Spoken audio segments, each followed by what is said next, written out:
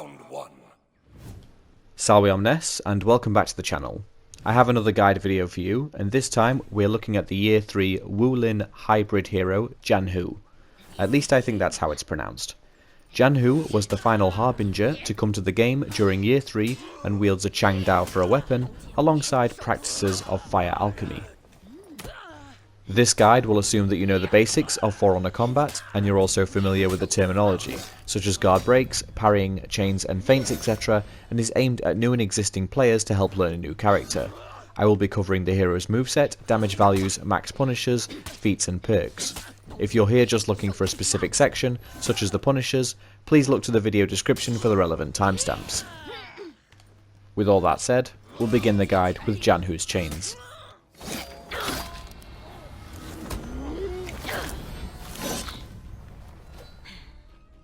Zhanhu has 4 chains, all of which consist of 2 attacks. Implacable Sting is a 2-hit light attack chain, Stinging Torture opens with a light and finishes with a heavy, Torturing Sting is a heavy into a light, and Implacable Torture is a chain with 2 heavy attacks back to back.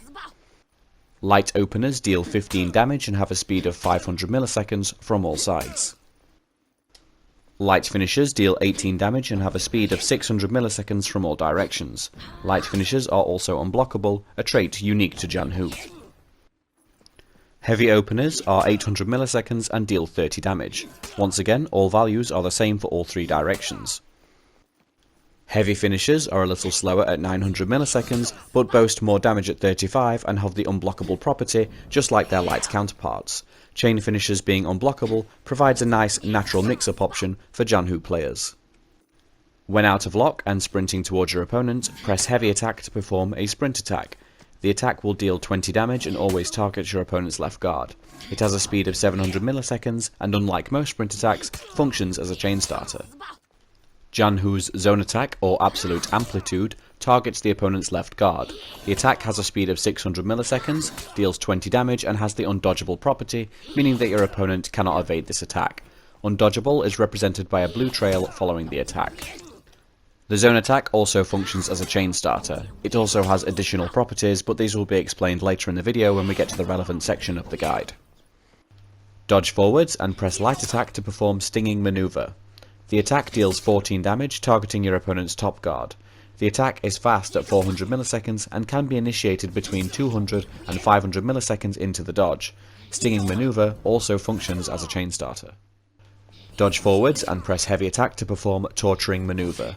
Just like the Stinging Maneuver, it targets top guard, and you can initiate this attack between 200 and 500 milliseconds into the dodge. It has a speed of 700 milliseconds and deals 25 damage. It also functions as a chain starter and can be feinted. Dodge either to the left or right and press light attack to perform Violent Maneuver. The direction of your attack is dictated by which direction that you dodge. If you dodge left, the attack will come from the right, and vice versa. Violent Maneuver has a speed of 400 milliseconds, deals 14 damage and functions as a chain starter. Unlike the forward dodge attacks, however, side dodge attacks have a locked startup timing at 400 milliseconds into the dodge. Another dodge attack, another maneuver. Perform the Brisk Maneuver by pressing heavy attack during a left or right dodge. The damage, speed and input timing matches that of Violent Maneuver alongside its ability to start chains.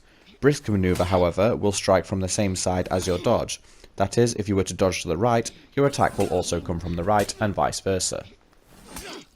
Despite using a heavy attack input, Brisk Maneuver is treated as a light attack for the purposes of blocking and parrying, meaning that you will not be able to chain if your attack is blocked, and you're eating a heavy attack from your opponent if you get parried. Even though Brisk Maneuver is a heavy attack input that is treated as a light attack, it will still allow you to execute your opponent should you land the killing blow. Dodgers have the superior block property. This has a couple of meanings. First of which is that your guard will automatically change to the direction that you dodge. You will also notice that your weapon will briefly glow white during this time.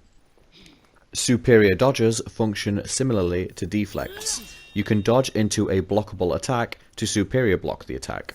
Superior blocks will reset your opponent into neutral, stopping their chain pressure regardless if you blocked a light attack or a heavy attack. After a successful superior dodge wherein you block an attack, you can press guard break to follow up with subduing counterblow. This is confirmed to land after a superior block. Subduing counterblow is an unblockable bash that stuns your opponent, temporarily blinding them, as well as dealing 30 stamina damage. Subduing counterblow also functions as a chain starter.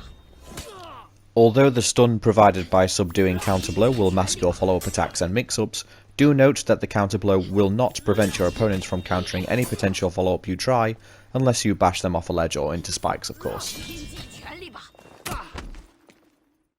Zhanhu has the ability to cancel the recoveries of opener attacks and dodge attacks with either a dodge attack or zone attack. On screen will be a few examples of the kind of cancels that you will be able to perform.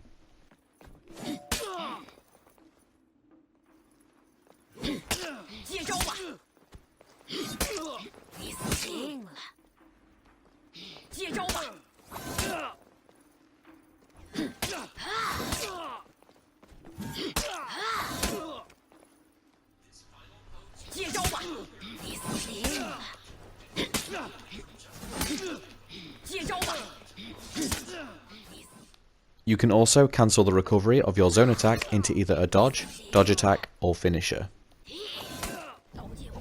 This of course means that so long as you have plenty of stamina to play with, you have a string of cancel options available to you to help either offensively or defensively, depending on your situation. Mixing up what you will do can keep your opponent on the back foot, particularly when you're in revenge and can truly abuse the cancels. Time for the punishers. Guard breaking your opponent will net you a 30 damage heavy from any direction. I recommend using a top heavy to prevent hitting your sword against walls. Wall splats are generous for Zhanhu. You'll easily be able to get a heavy attack for 30 damage, although since you already get this from a regular guard break, the best time to utilise this punish would be throwing your opponent into one of their teammates, that way you can get damage and prevent it at the same time. Parrying a heavy attack gives you a light for 15 damage, direction doesn't matter.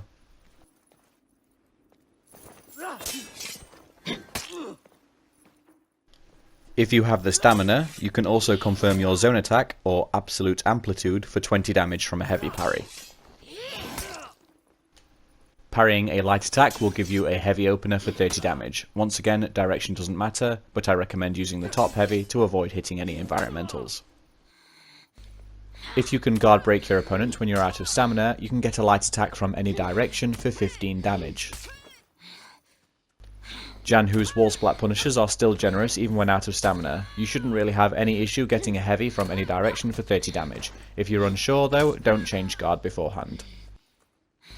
And successfully parrying a light attack when you're out of stamina will give you a light attack of your own from any direction for 15 damage. Out of stamina throw punishes come in 3 flavours.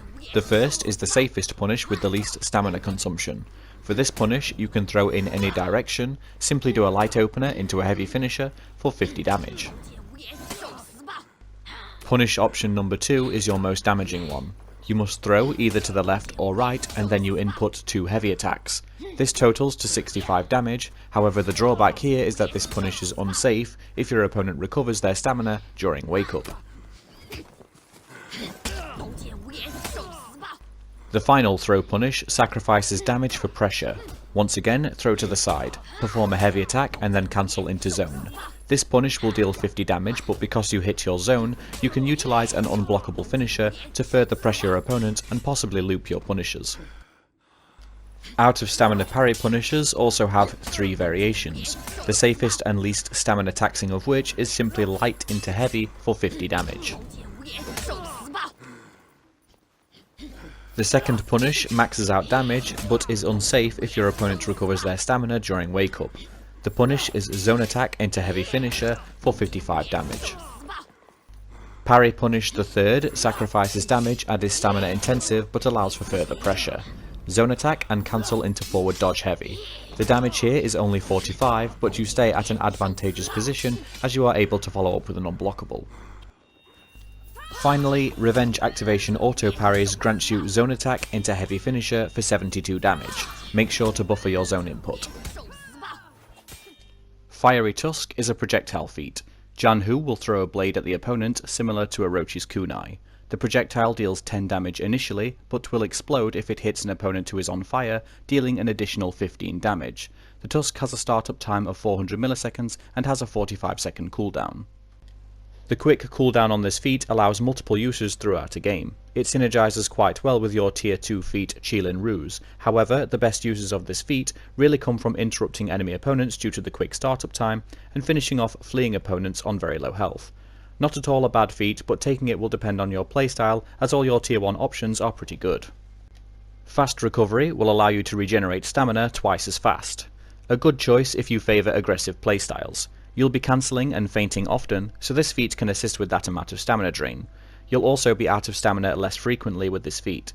A good choice if you don't intend on using the Fresh Focus perk. Bounty Hunter will restore 25 HP and all of your stamina when killing an enemy hero. Healing feats are always welcome. Great in teamfights, allowing you to heal under revenge shields and generally giving you more survivability in battle. It even helps offensively by restoring your stamina. More than likely the go-to pick for Breach and Tribute where healing is more scarce. Fu Lin Ruse is a throwable trap that when triggered explodes in a 6 meter AoE radius, dealing 30 fire damage that is applied over a period of 4 seconds, 75-second cooldown. Having a trap that can be thrown is good enough in itself, and better still it can be used frequently given the short cooldown. It can be spotted easily, but even then rolling out of the way of the fire damage is incredibly unlikely. Can be used numerous ways and enhances other feats you have access to, though it never hurts to throw this in the minion lane to slow down opponents trying to take it back from your team. Thick Skin will grant you 25% damage reduction for 3 seconds after you are hit with an attack, 5-second cooldown. This will keep you alive a little longer if you are ganked, and can reduce damage from outer stamina punishers and fast chains that are used against you, but lacks any other utility when you could be taking the exploding trap. Winner's Advantage gives you a 20% damage increase for 1.5 seconds after a successful attack, 5-second cooldown. As long as this feat isn't on cooldown, you can get some increased damage in out of stamina punishers and have some more damaging follow-ups. It can be used to clear pikemen in Breach a little more efficiently too. Probably your weakest tier 2 option. Fiery Breath is a passive feat that makes your attacks deal an additional 40% to opponents that are burning. A great visual feat and a great idea in concept, but sadly that's all it is. While it does synergize with your other feats that cause fire damage, your window of time to capitalize on this can be small. Your mileage with this can vary depending on the circumstances, but there are far too few that benefit you when you have another tier 3 option that simply just does damage. Longbow is a projectile feat that does 50 damage, 120-second cooldown. Useful for interrupting punishers and revives or simply sniping engaged or otherwise unaware opponents, it's hard to argue with 50 damage at the push of a button. Zhanhu's longbow has a startup time of 1200 milliseconds and over 2 full seconds of recovery, so don't fire it at someone staring at you. On another note, not giving Zhanhu Aramush's flaming arrow is a missed opportunity, at least thematically. Nuka-Kubi recovers 9 stamina for every light attack landed and 15 stamina for every heavy attack landed. Also works on minions and pikemen. Since this doesn't work on blocked attacks, the best use for this feat is quickly clearing mid with your zone attack. Given that you have 2 tier 1 feats that assist with stamina and 2 perks that do also, this should not be a feat even considered. Scorching Deluge causes fire to fall on every enemy within a 16 meter AoE radius centered on the Zhanhu. It has a 1500 millisecond startup. Fire strikes each do 20 direct damage and an additional 40 fire damage that last 8 seconds and leave the ground on fire in a 4 meter AoE radius for 10 seconds. Only works if the user and opponents are outside, and it can only be activated if there are opponents within range. 135-second cooldown. The damage on this is lower than other tier 4 feats, and its slow startup and lackluster AoE can make this easy to evade. Still, Zhanhu likes opponents on fire, especially when taking Fiery Breath, and it's a great feat to use on revenge activation, so long as you're outside. It looks cool though. Regenerate restores 15 HP every 2 seconds. It takes 3.5 seconds to start up and cannot activate if you're in guard mode, out of stamina, sprinting, attacking, or performing any other action like using ladders, zip lines and levers etc. I've been pretty hard on this feat in earlier guides, and while it still isn't a great feat, it has its place in games like Breach where you're holding down points and have downtime. Not having to go to the healing point is great, but only if your other options are not very helpful to you or your team. Last Laugh drops an explosive when you are killed. The feat will not activate if you are executed. The explosive has a 10 meter AoE radius and deals between 50 and 150 points of damage depending on how close opponents are to the center of the blast.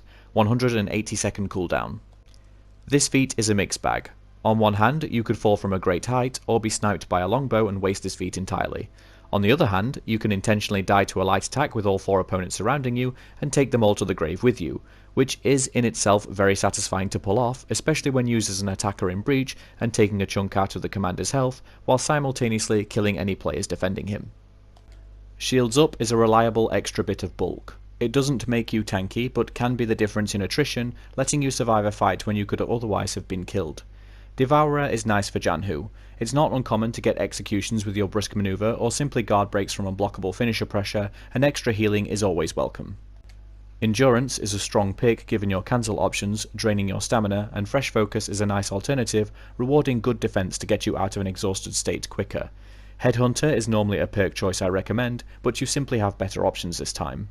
Aegis and Survival Instinct are far too situational to be useful, so I would advise against running either of these two. Round 2. In conclusion, I would say Zhanhu is a promising hero. At the moment there's more risk than reward, but there's a lot to like here. Multiple cancel options and the addition of an unblockable light attack is a unique trait that makes this character stand out. By and far some of the best out of stamina punishers from a design aspect. Having multiple punishers that are situationally dependent rewards players' skill levels and knowledge while furthering their expression. Where this hero falters is the side dodge attacks and subduing counterblow. The dodge attacks have a fixed input timing which makes them a joke to full block heroes, and good players can easily sidestep them. The subduing counterblow doesn't really offer anything to Zhanhu. It would be nice if it at least could wall splat, or even do a small amount of fire damage to justify the character's feats. As it stands now, it's not worth doing, and I admit I'm nitpicking here, but the animation just doesn't sit well with me. Zhanhu strikes with the back of the hand in the way that would realistically break the character's wrist. If you found this guide helpful, then please leave it a like and consider supporting the channel by subscribing. Remember to tick the bell icon to receive notifications of new content, and please comment down below if I've missed anything out or you have any questions. Thank you all so much for watching, and I will see you in the next video. Ciao for now.